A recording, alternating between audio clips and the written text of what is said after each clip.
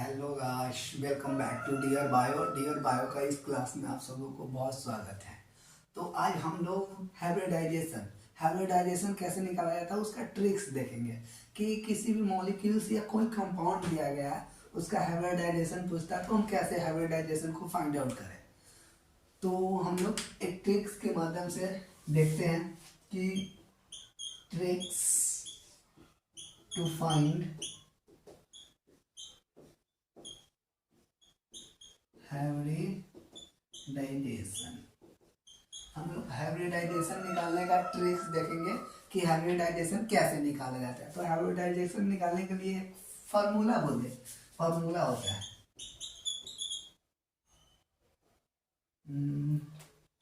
Formula होता है जिसको हम लोग जेड इक्वल टू बोलते हैं 1/2 लिखते हैं, या नंबर ऑफ वैलेंस इलेक्ट्रॉन और number of valence electron of central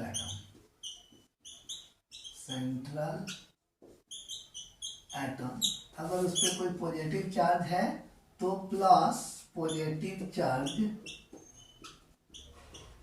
अगर कोई उस मॉलिक्यूल पे निगेटिव चार्ज है तो माइनस निगेटिव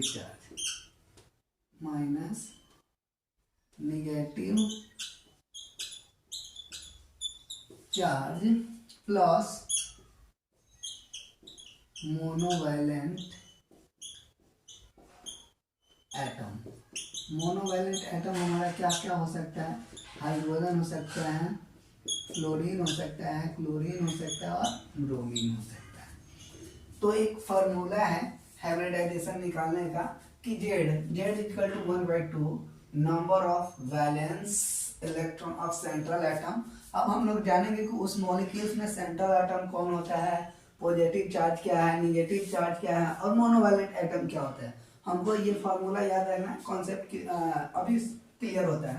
जैसे कि अगर एक चीज और, अगर हाइब्रिडाइजेशन हमको,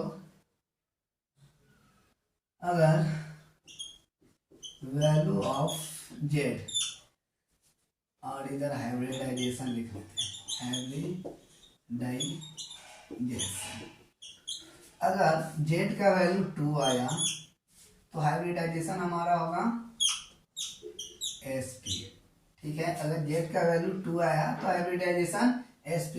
अगर जेड का वैल्यू 3 आएगा तो इसका हाइब्रिडाइजेशन sp2 होगा।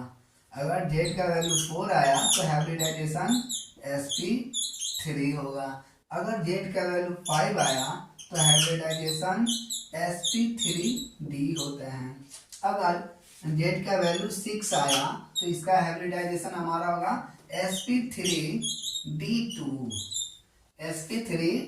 होगा। अगर 7 आ गया जेड का वैल्यू तो हमारा इसका हाइब्रिडाइजेशन sp3 और d3 होता है। एक बार ये कॉन्सेप्ट क्लियर कर ले। अगर वैल्यू आ गया जेड का हमारा 2 तो इसका हाइब्रिडाइजेशन होगा sp। अगर वैल्यू आ गया हमारा जेड का 3 तो इसका हाइब्रिडाइजेशन होगा sp2। अगर जेड का वैल्यू 3 आ गया तो ये sp2। अगर 4 आ गया जेड का वैल्यू तो sp3 हाइब्रिडाइजेशन। अगर जेड का वैल्यू 5 आया तो इसका हाइब्रिडाइजेशन sp3d। अगर जेड का वैल्यू 6 आया तो इसका हाइब्रिडाइजेशन sp3d2। अगर जेड का वैल्यू 7 आया तो sp3 और d3। अब देखिए ये एक एग्जांपल लेते हैं, उसके माध्यम से आपको समझा देते हैं। जैसे कि अगर CO2 अगर पूछा जाए कि ये CO2 में इसका हाइब्रिडाइजेशन क्या होगा तो हाइब्रिडाइजेशन हम लोग किसका निकालेंगे? सेंट्रल एटम का। इसमें सेंट्रल एटम कौन है? तो सेंट्रल एटम हमारा एक ये कार्बन होगा, क्योंकि एक कार्बन के साथ कितना ऑक्सीजन जुड़ा हुआ है? 2 ऑक्सीजन जुड़ा हुआ है। तो यहाँ पे सेंट्रल एटम कौन है हमारा? एक कार्बन के साथ कितना ऑक्सीजन? 2 ऑक्सीजन, यानी सेंट्रल एटम ये है। तो हम लोग निकाल लेते हैं, हाइब्रिडाइजेशन निकालने का एक फॉर्मूला है। तो फॉर्मूला पे देखते हैं। फॉर्मूला यानी जेड हमको निकालना है। फॉर्मूला है जेड इक्वल टू क्या है? 1/2 यानी 1/2 लिख दिए। Number of valence electron of central atom, तो सेंट्रल एटम ये है। अब नंबर ऑफ वैलेंस सेल इसके ऑर्बिट ये सेंट्रल एटम में नंबर ऑफ वैलेंस इलेक्ट्रॉन कितना है। तो सेंट्रल एटम में नंबर ऑफ वैलेंस सेल अगर नहीं आता हो तो वैलेंस सेल हम लोग कैसे निकालते हैं, डायरेक्ट इसका कॉन्फ़िगरेशन कर लेंगे। कार्बन कितना आता है 6 आता है, 6 है, इसका इलेक्ट्रॉनिक कॉन्फ़िगरेशन कर लेंगे 1s2 2s2 और 2p 2 4 और 2 6।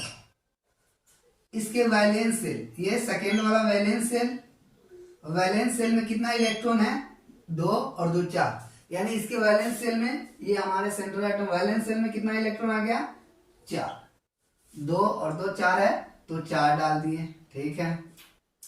ये क्या है, अब प्लस पॉजिटिव चार्ज, इस पे कोई पॉजिटिव चार्ज है प्रेजेंट, प्लस माइनस कुछ है इस पे नहीं है, तो पॉजिटिव चार्ज हमारा है नहीं। माइनस नेगेटिव चार्ज, इस पे कोई नेगेटिव चार्ज है नहीं है, तो इसको भी छोड़ दो।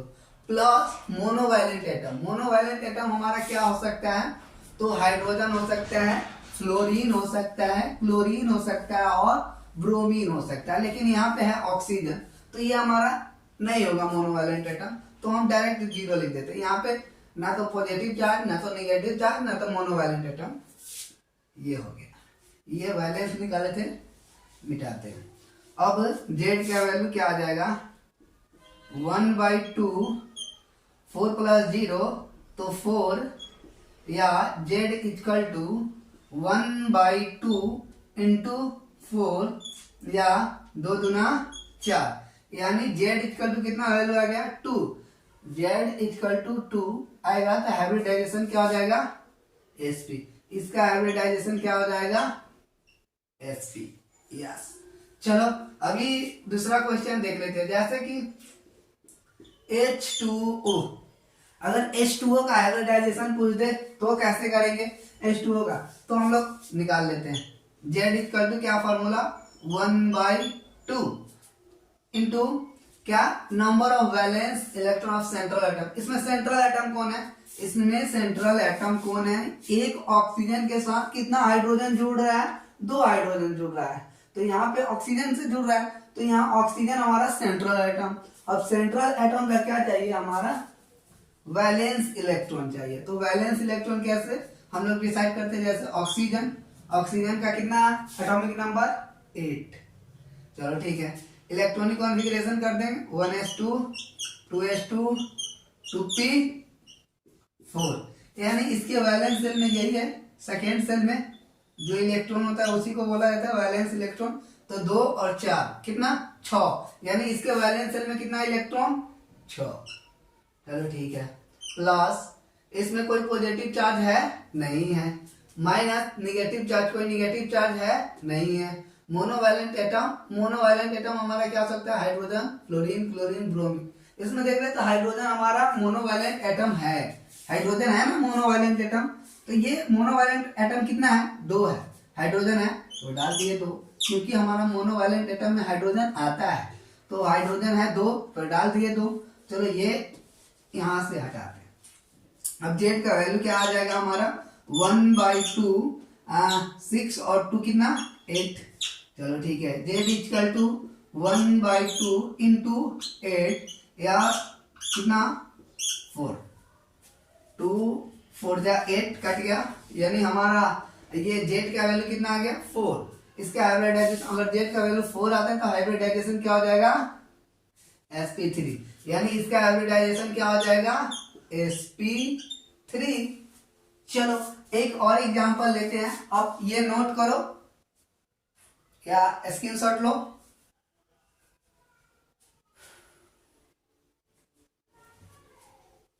चलो तो मिटाते हैं अभी।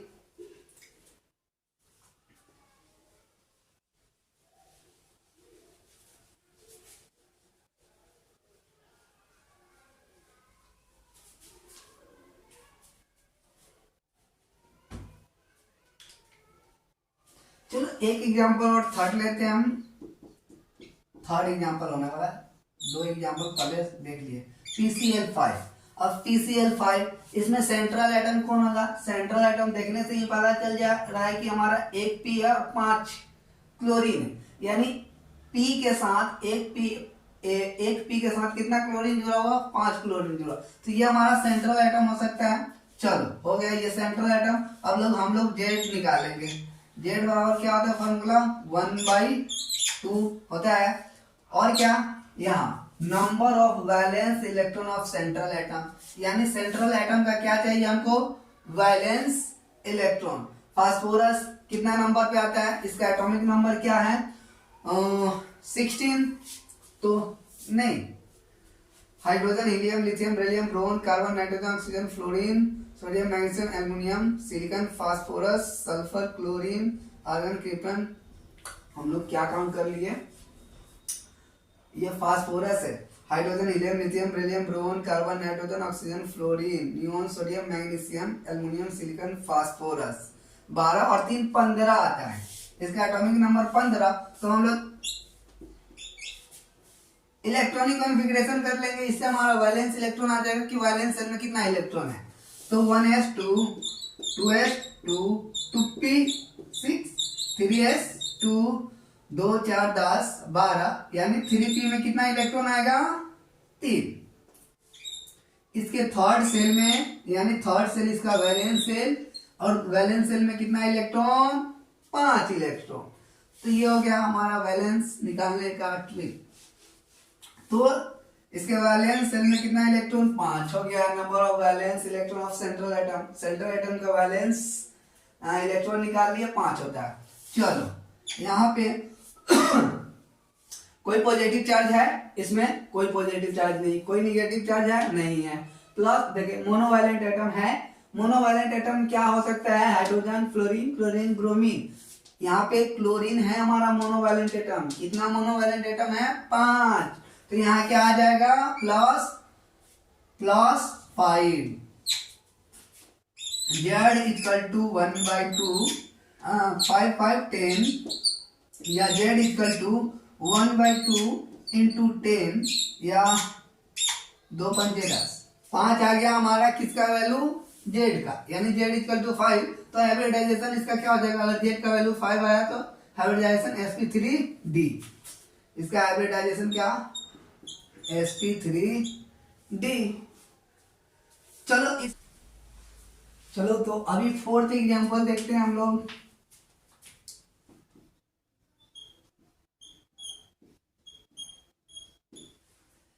I और F7, इसमें हमारा सेंट्रल एटम कौन हो जाएगा, सेंट्रल एटम ये हो जाएगा। तो हम लोग निकालेंगे हाइब्रिडाइजेशन निकालने का फॉर्मूला, 1/2 सेंट्रल एटम का वैलेंस इलेक्ट्रॉन। अब ये बात तो पता है कि हमारा ये एटम कौन से ग्रुप में आता है, जो हमारा 17 ग्रुप है, हाइड्रोजन ग्रुप क्या है, फ्लोरीन, क्लोरीन, ब्रोमीन और आयोडीन। तो ये तो इसी में आ रहा है ना, ग्रुप 70, याद होगा, फ्लोरीन, क्लोरीन, ब्रोमीन और आयोडीन। और ग्रुप 17 का जो एलिमेंट है उसका वैलेंस इलेक्ट्रॉन कितना, वैलेंस सेल में कितना इलेक्ट्रॉन होता है, 7 होता है। तो हमको चाहिए number of valence electron of central atom.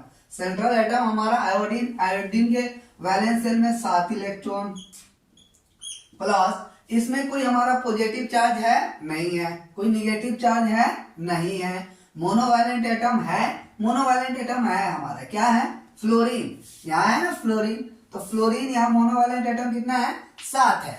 तो हम लोग क्या डाल देंगे, +7। चलो जेड इक्वल टू क्या हो जाएगा, 1/2 7 7 14। चलो ठीक है, या जेड इक्वल टू 1/2 इंटू 14, दूसरा दे 14। अगर जेड का वैल्यू 7 आए, जेड का वैल्यू 7 आए तो हाइब्रिडाइजेशन क्या हो जाएगा, sp3d3, यानी इसका हाइब्रिडाइजेशन sp3d3 हो गया। चलो एक एग्जांपल और लेते हैं, 5 नंबर एग्जांपल ले लेते हैं हमारा। हाँ, ZeF4, ZeF4, इसमें सेंट्रल एटम कौन हो जाएगा हमारा, जेनॉन। चलो जेनॉन निकाल लेते हैं, 1/2। अब ये याद करो, जेनॉन हमारा कौन से ग्रुप में आता है, ग्रुप 18। और ग्रुप 18 वाला का इलेक्ट्रॉनिक कॉन्फ़िगरेशन, उसका वैलेंस सेल में कितना इलेक्ट्रॉन होता है, 8 होता है। उसका जो ऑर्बिट होता है वो फुल्ली फिल होता है, यानी उसके वैलेंस सेल में 8 इलेक्ट्रॉन होता है। Helium, neon, argon, krypton, xenon. इसी में आ रहा है हमारा नोबेल गैस में। नोबेल गैस का वैलेंस शेल में कितना इलेक्ट्रॉन होता है? 8 होता है। तो हमको सेंट्रल एटम यहाँ पे जेनॉन है, तो जेनॉन के सेंट्रल एटम होने के कारण इसके वैलेंस शेल में कितना इलेक्ट्रॉन? 8। तो डाल देते हैं 8, हमको निकालने का भी जरूरत नहीं।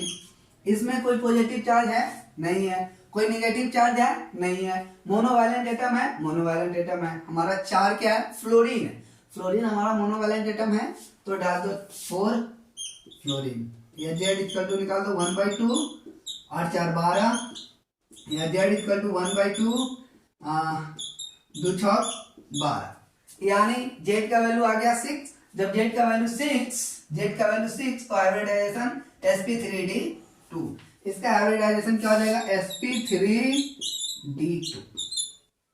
क्लियर? चलो आप ये नोट करो, अभी और एग्जांपल देखेंगे 2-3, आप ये नोट करो। चलो या स्क्रीनशॉट लो।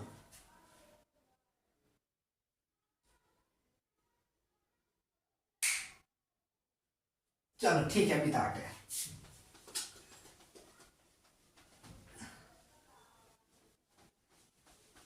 एक एग्जांपल और लेते हैं। क्या है? कितना होगा? 5 6। चलो ZeO2F2, इसका हाइब्रिडाइजेशन पूछ रहा है। हाइब्रिडाइजेशन करने के लिए पहले हमको सेंट्रल एटम ढूंढना है। सेंट्रल एटम इसमें क्या हो जाएगा? हमारा जेनॉन होगा। चलो जेनॉन तो निकाल लेते हैं। हाइब्रिडाइजेशन बराबर फॉर्मूला 1/2, सेंट्रल एटम का वैलेंस शेल में कितना इलेक्ट्रॉन? ये जेनॉन है। जेनॉन हमारा कौन से ग्रुप में आता है? 18 में आता है। और इसका वैलेंस शेल में कितना इलेक्ट्रॉन होता है? 8 होता है। चलो ठीक है, 8 प्लस इस पे कोई पॉजिटिव चार्ज है? नहीं है। कोई नेगेटिव चार्ज है? नहीं है। और इसमें हमारा मोनोवैलेंट एटम है ना? फ्लोरीन है, ऑक्सीजन नहीं है, फ्लोरीन है। तो हम लोग फ्लोरीन को डालेंगे प्लस फ्लोरीन कितना है? 2 मोनोवैलेंट एटम, 2 डाल दिए।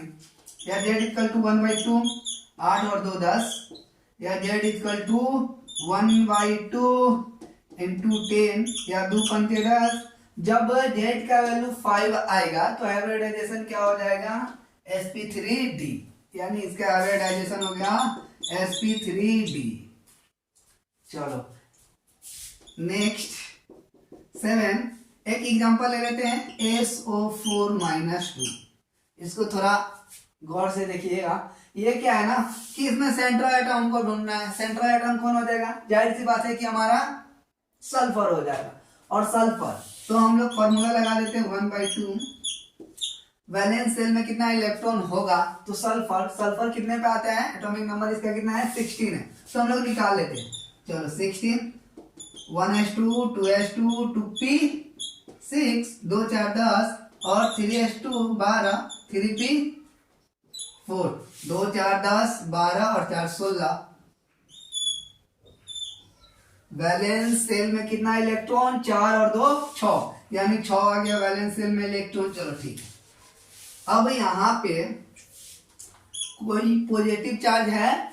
नहीं है। नेगेटिव चार्ज है, कितना है? -2 है, तो यहाँ -2 डालेंगे। पॉजिटिव चार्ज नहीं है, हमारा नेगेटिव चार्ज -2, तो डाल दिए -2। इस पे कोई मोनोवैलेंट एटम है? नहीं है, छोड़ दो, हटाओ। चलो Z इक्वल टू 1/2, 6 में से 2 घटा दिए तो 4, या Z इक्वल टू 1/2 इंटू हमारा क्या आ जाएगा? 4, या 2 दूना 4। जब Z का वैल्यू 2 आता है तो हाइब्रिडाइजेशन इसका sp2, यानी हाइब्रिडाइजेशन क्या हो गया? sp2 नहीं, sp हाइब्रिड जब वैल्यू आएगा हमारा Z का 2, यानी 2 आया तो हाइब्रिडाइजेशन sp। चलो एक एग्जांपल और लेते हैं, ये आप नोट करो, हम इसको रफ करेंगे।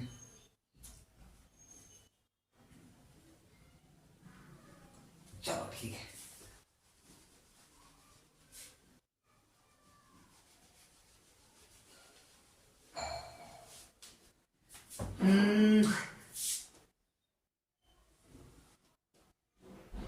कितना? 6 है।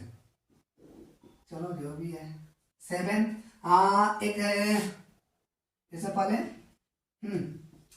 NH4 plus. चलो ठीक है। इसमें सेंट्रल एटम कौन होगा हमारा? नाइट्रोजन। चलो फार्मूला लगा दो 1/2 वैलेंस इलेक्ट्रॉन में देखना है कि सेंट्रल एटम के वैलेंस इलेक्ट्रॉन में कितना, वैलेंस शेल में कितना इलेक्ट्रॉन है। तो चलो नहीं देखना है, हमको कैसे देखना है, ये nitrogen atomic number 7 electronic configuration कर देंगे, इससे हमको पता चल जाएगा कि इसके वैलेंस शेल में कितना इलेक्ट्रॉन है। 1s2 2s2 2p3 2 4 और 3 7।